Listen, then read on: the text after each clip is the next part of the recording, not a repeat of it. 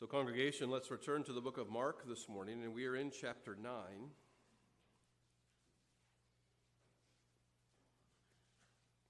Now, I won't say much about this in the sermon, but it is interesting in terms of timing. We know that Jesus took three of his disciples up to the Mount of Transfiguration and was gone for a while.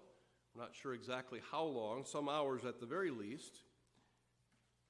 And it is that during that time of his departure, his absence, that this dust-up occurs, that the enemy, as I mentioned in the prayer, uses his strategy to attack, as it were, at a time of weakness and timidity in terms of the disciples.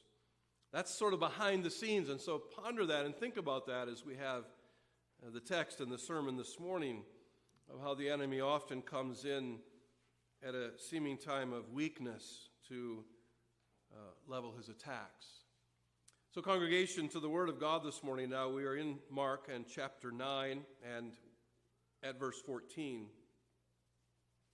They have come down the mountain now.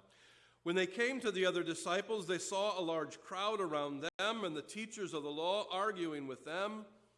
As soon as all the people saw Jesus, they were overwhelmed with wonder and ran to greet him. "What are you arguing with them about?" he asked. A man in the crowd answered, "Teacher, I brought you my son who is possessed by a spirit that has robbed him of speech."